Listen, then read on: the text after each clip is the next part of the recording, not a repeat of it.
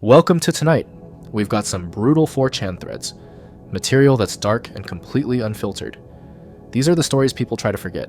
Hit like, subscribe, volume high, and let's go. The job wasn't complicated. 12-hour shift, 7 at night to 7 in the morning. Mostly you walked the halls with a flashlight and checked that nobody had wandered off. This was a private assisted living place off Barber Boulevard in Portland. 3 buildings around a courtyard, mostly women in their 80s and 90s. May of 2021, so we still had the plexiglass at reception and a mask lanyard clipped to my belt. I'd been there about 4 months when I started noticing Miss Ada. That wasn't the whole name on her chart. Everyone on staff just called her that. Room 118, ground floor of the west building, window that opened onto the courtyard. She was 85, sharp as glass, walked with a cane but didn't really need it. Kept a small radio on the sill and a plant she watered herself every morning. The first time I saw her outside was maybe 2 in the morning. I was coming around the corner past the fountain, flashlight low, and there she was on the wooden bench by the rose bushes. Bathrobe, slippers, gray hair braided down her back, just sitting, hands folded in her lap. I about jumped out of my skin, honestly. You don't expect anyone to be out there. I walked up slow so I wouldn't startle her and asked if everything was okay. She turned her head, gave me this small, polite smile, and said she was fine. I asked if she wanted me to walk her back to her room. She said, "No thank you, dear." I asked what she was doing out there. "I'm waiting," she said. I asked waiting for what. She didn't answer, just looked back at the roses. I stood there for probably a full minute like an idiot. Then I told her I'd come back and check on her, and I walked my rounds, and when I came around the courtyard again 40 minutes later, she was still there. Same posture. I didn't bother her. She was gone from the bench before shift change. Back in her room, radio on low, curtains half open. I checked the log. No one had noted anything. I mentioned it to Marisol on the day shift. She kind of shrugged and said, "Oh yeah, Ada does that. Every few nights. As long as she's inside the fence, they let her be. Family knows. It's been like that for years apparently, so I let it go. But it kept happening, once a week, sometimes twice. I'd do my 2 a.m. loop and she'd be out there. Always the same bench, always the same braid, same folded hands. I started saying hello, and she'd smile at me, and I'd move on. A couple of times I tried again, asked if she wanted company inside, asked if she was cold, if she needed a blanket. She always said no thank you in the exact same tone, like a woman answering the phone in 1962. And when I asked who she was waiting for, she just went quiet. Not rude, just done with the question. By July, I'd stop trying to bring her in. I'd nod, she'd nod, I'd keep walking. It became part of the shift, the way the fountain motor kicked on at midnight, or the way the ice machine in the break room rattled around 3. The thing that bothered me, and I don't think I realized this until later, was how still she was. My grandma had dementia at the end, and she used to wander, but there was always something anxious in it, hands moving, mouth moving. Ada wasn't like that. She sat like she was in a church pew, like she'd decided something a long time ago, and this was just what came after. One night in early August, I got off my last loop around 4, and instead of going back to the desk, I walked over to the bench and sat down at the other end. I didn't ask her anything. I just sat. I don't know why I did it. I think I'd had a bad week. My apartment had a fan situation, and I wasn't sleeping right, and my sister had called me twice about our mom, and I hadn't called her back. It was one of those nights where the idea of another walk down the fluorescent hall was worse than anything else I could think of. Ada didn't seem surprised. She looked over at me once, gave me that same small smile, and looked back at the sky. We sat there for, I don't know how long, maybe an hour. There was a moth working the light over the courtyard door. Somebody 2 floors up had a window cracked, and I could hear a fan running. The air smelled like wet cedar because the sprinklers had run around too. Then, without me asking anything, she started to talk. "My husband died 30 years ago," she said. Her voice was very even. "We always watched the sunrise together, every morning, even when he was sick." She paused and looked at her hands. "I can't stop." I didn't say anything. I couldn't think of anything that wouldn't sound stupid. She said, "I tried, for a while. It made it worse." The sky over the east building was already going that gray-blue color it does before it turns pink. I stayed where I was. She stayed where she was. When the first real light hit the top of the roses, she took a slow breath in through her nose and let it out. Then she said, "Thank you, dear," and got up with her cane and went back inside. I logged the end of my shift and drove home and slept for 11 hours. I started bringing a thermos. It felt weird the first time, like I was overstepping, but she took the cup with both hands and said it was very good tea, which it wasn't. It was the bagged stuff from the Fred Meyer on 39th. After that, it was sort of a thing. Not every night, just the nights she was out there. I'd finish my loop and swing back around with 2 mugs, and we'd sit. She talked sometimes, not always. She told me her husband had been an engineer for the county, that he'd built a small greenhouse in their yard in Milwaukee and grew tomatoes he was too proud of, that he'd whistled off key. She never said his name, and I never asked. Other nights, she didn't say a word. That was fine too. In October, they moved her. Her daughter had been pushing for a memory care wing at a different property the company ran out in Beaverton, closer to family. It wasn't my call, and it wasn't Ada's really either. Marisol told me on a Tuesday. By Friday, her room was cleaned out. I worked that Friday night. Courtyard was empty. Bench was empty. It was fine. It was supposed to be empty. But I stood there with the thermos in my hand for a minute, like an idiot, before I poured both cups into the grass and went back inside. There was an envelope at the front desk with my shift name written on it in blue pen. The receptionist said Ada's daughter had dropped it off that afternoon. Inside was a folded piece of the lined paper they used for the daily menu. Her handwriting was thin and careful, the way old women write when they were taught penmanship as a subject. 3 words. I'm not going to write them here. That's between her and me. I keep the note in the top drawer of my desk at home, under a stack of receipts I keep meaning to throw out. Sometimes when I'm looking for a stamp or a paperclip, I see the edge of it and I don't take it out. I just close the drawer. I don't work nights anymore. I moved to a day position at a different facility about a year later. But every so often, if I'm up early for some reason, I'll make a cup of tea and stand at the kitchen window and watch the light come up over the roof across the street. It's not the same, I know that, but I do it anyway. The job came to me through a firm I'd worked with twice before, out of Boston. Small Episcopal church in Providence, off Benefit Street, built in the 1820s. They wanted the sanctuary floor stabilized before the winter because the boards near the altar had started to cup, and the vestry was worried about liability during services. I do historic wood floors, mostly private homes on the Cape. This was late September 2021. Masks still on the door, hand sanitizer at the vestibule, that whole thing. The rector was a woman in her 60s named Grace, who let me in the first morning with a thermos of coffee and a set of keys on a brass ring the size of my palm. She showed me the problem area, about a 12-foot stretch running from the communion rail toward the north wall. You could feel it under your shoes, a soft give, the wrong kind of quiet when you walked. I told her the plan: pull the top layer, check the substrate, patch or replace as needed, refinish the whole run so it matched. 2 weeks, maybe 3. Grace nodded and left me the keys. She trusted the trades in a way you don't see much anymore. The first day was just prep. Plastic sheeting up to the pews. Painter's tape along the base of the rail. I set up 2 work lights and a shop vac and started lifting boards along the seam I'd marked. The top layer was oak, tongue, and groove, laid maybe in the 60s from the look of the cut nails and the finish. Underneath, I expected plywood or joists.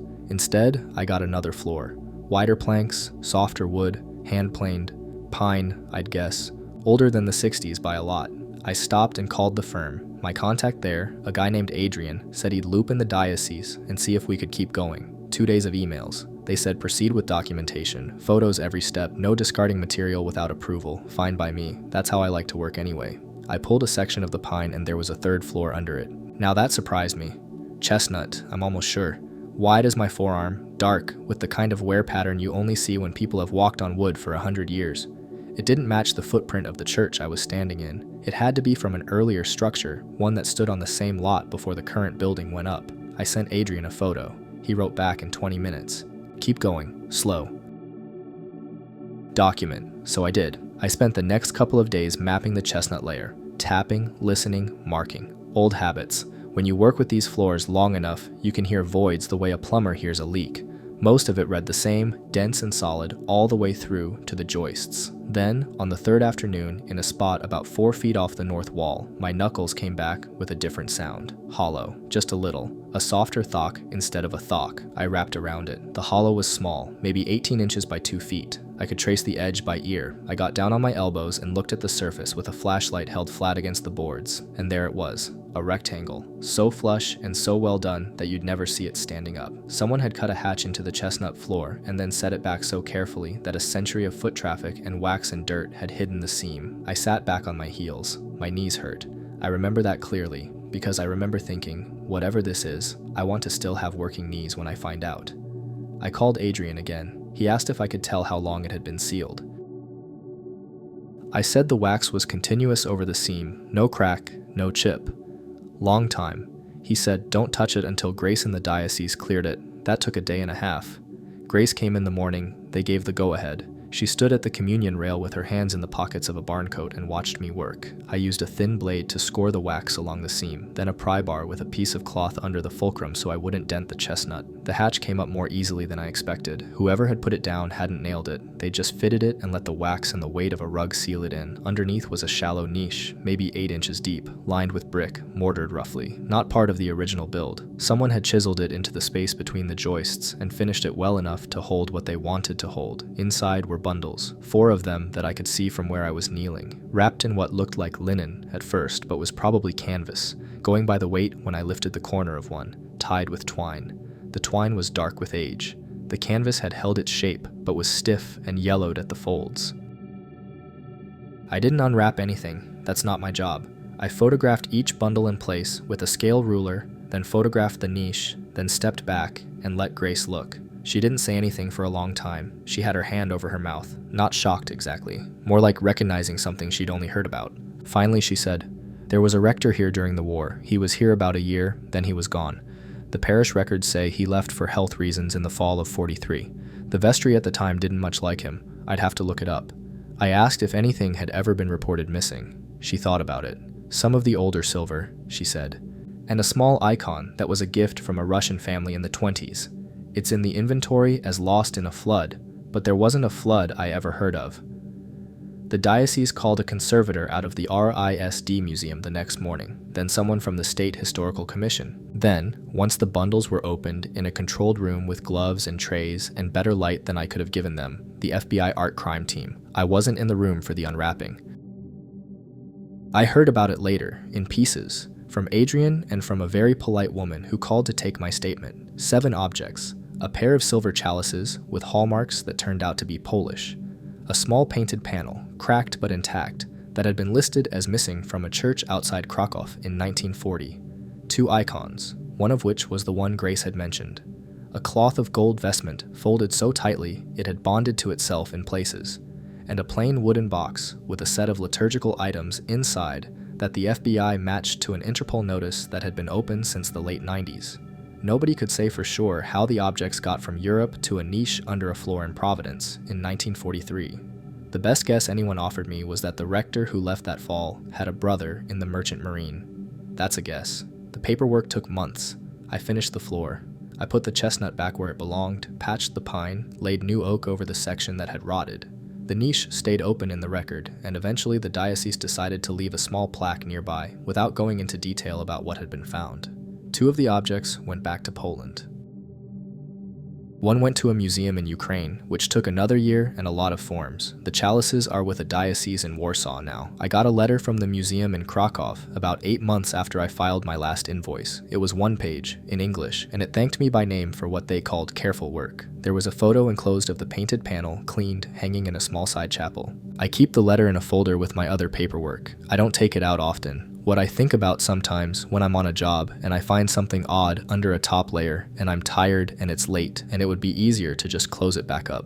I think about that hollow sound under my knuckles, and I'm glad I sat with it a minute longer. I'm glad I didn't seal it back without looking. I've been doing camera trap work in the Osa Peninsula since 2014, 5 field seasons in that same block of forest, all of them solo. That's normal for what I do. You sleep at the station, you eat rice and beans, and around 10 at night, you walk out to check batteries and reposition units. The forest at night is loud. That's the whole point. You want the noise because the noise is data.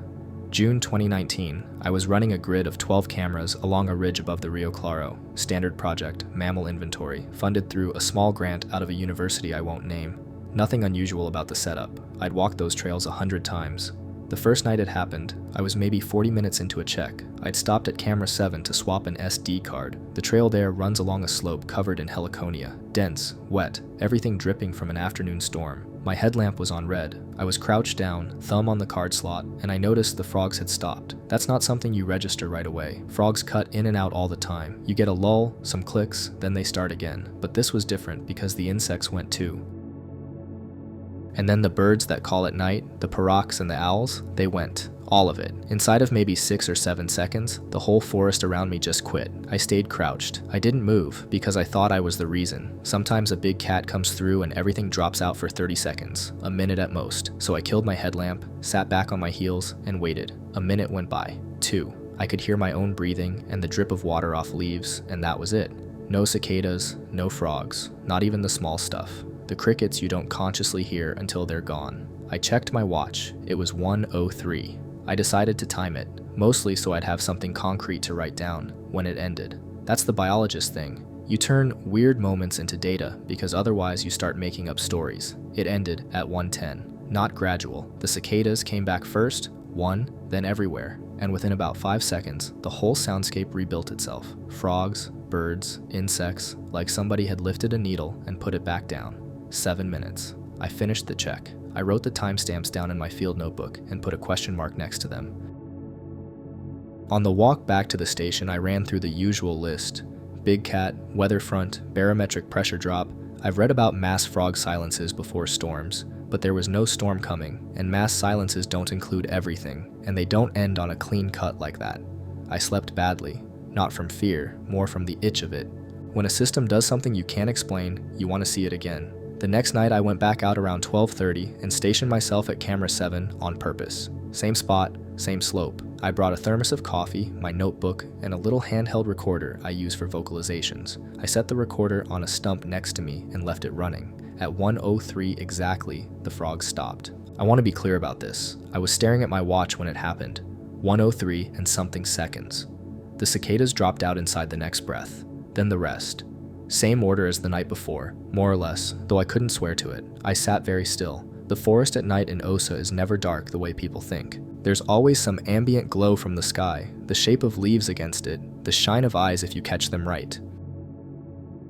But the sound is what tells you where you are. Without the sound, the space around you gets flat. You lose the sense of how far the trees go. I kept my headlamp off. I didn't want to be the loud thing in a quiet place. At about 4 minutes in, I heard something. Not close. Somewhere down the slope, maybe 50 meters below me, there was a soft, heavy press of leaves. One press, then nothing for a long time, then another, further along, moving parallel to the ridge, not toward me, not away, alongside. I've heard tapirs move, I've heard peccaries, ocelots, a jaguar once at maybe 20 meters. This didn't match any of them, but I couldn't tell you why. It was the pacing. Whatever it was, it moved and then held, moved and held, like it was listening between steps. I didn't turn my light on. I don't get spooked easily out here, and that's true, but I also know when a situation isn't asking for more information. I just sat. At 1:10, the cicadas came back. Same as before. 5 seconds, and the forest was itself again. I waited another 20 minutes before I walked out. I didn't run. Running in the dark on that slope is how you end up with a broken ankle and a very bad night.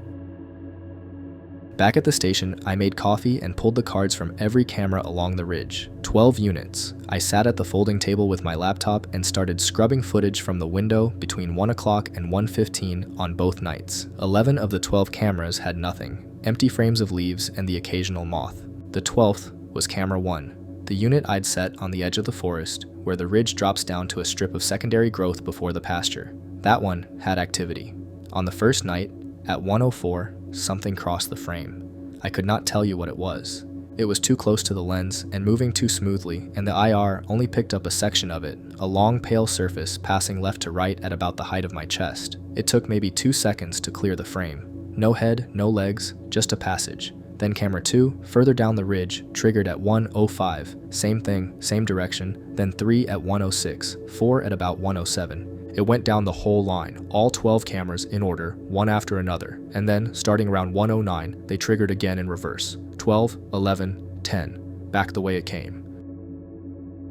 The last trigger was on camera 1 at 1:10:12, which was about the moment the cicadas had come back in. I watched the whole sequence 3 times, then I copied it to a second drive. There's a guy at the base station who's been working the peninsula longer than anyone I know.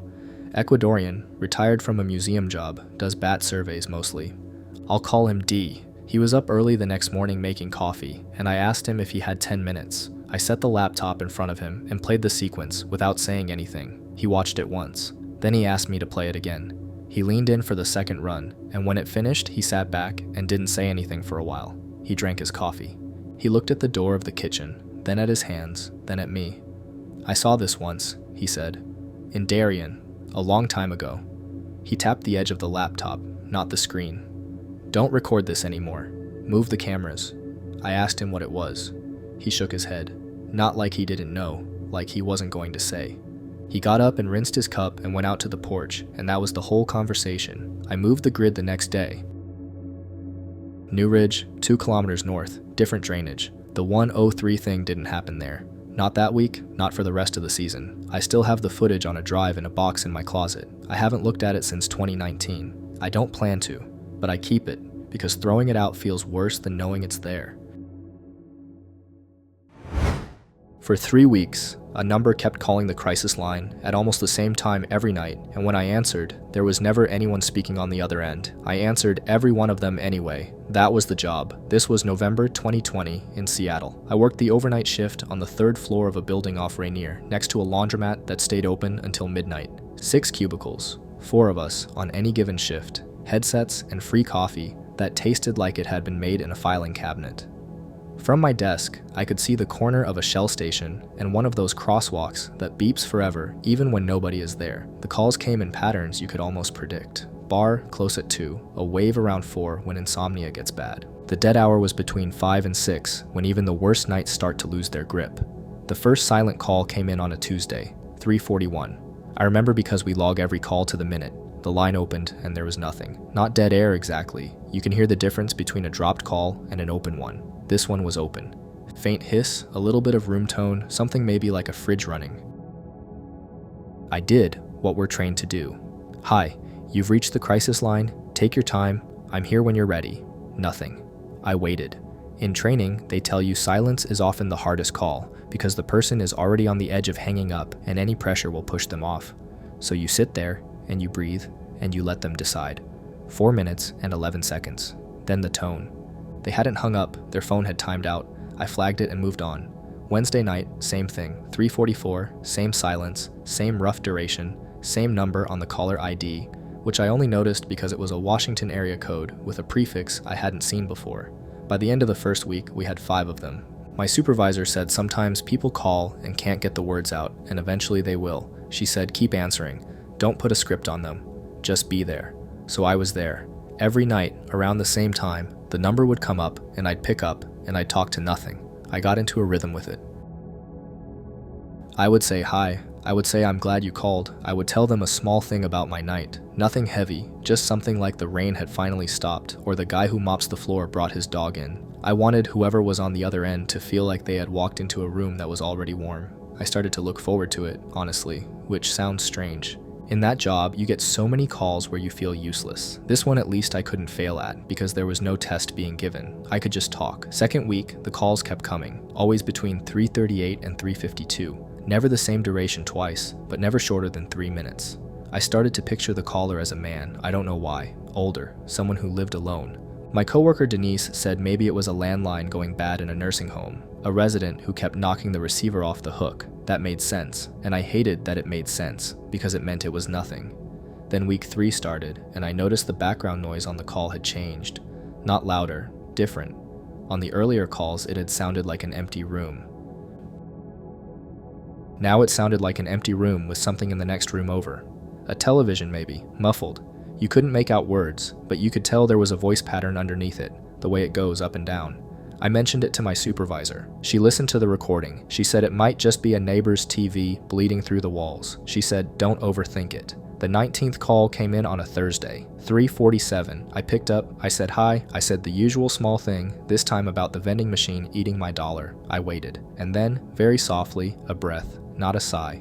A short, careful inhale, like someone had just decided something. I didn't move. I said, "I can hear you. Take your time." Another breath, then a whisper. So quiet I had to press the headset against my ear with my hand. "I can't talk louder." I said, "Okay." I said, "We can whisper." I asked if he was safe. Long pause. Then, "No." I'm not going to pretend I stayed calm the whole time. My hands went cold and I could feel my pulse in my jaw. but your voice is the only thing the caller has, and if your voice goes, everything goes. So I kept it flat and slow. I asked if he could tell me where he was. He gave me a first name, not his. He gave me a street. He said the person in the other room had been drinking and had a gun on the coffee table and had been in a mood since the afternoon. He said this had been going on longer than 3 weeks. He said he was in the bathroom, standing in the tub with the curtain pulled because it muffled the sound, and if he was heard on the phone, it would be bad. I hit the alert. That's a thing we can do. Silent flag a call to a supervisor while it's still live, and she starts working the trace and coordinating with police without me having to break off. I kept him talking. Not talking, really. I kept him with me. He said he had been calling every night. The first time, he had planned to say everything, and he choked, and after that, he was too scared to say anything at all, but hanging up felt worse than staying. So he kept doing it, kept opening the line, and just standing there. He said he thought maybe if he did it enough times, someone on the other end would notice something was wrong, even though he wasn't saying it. He asked at one point if I remembered the earlier calls. I said yes. I said I answered all of them. He was quiet for a while. Then he said, "Thank you for answering." We were on for 23 minutes. He didn't say much for most of it. Sometimes I would ask him a small yes or no question just so he had to breathe. Sometimes he would say a single word, so I knew he was still there. Once he said the TV had gotten louder and I could hear it, the shape of a laugh track.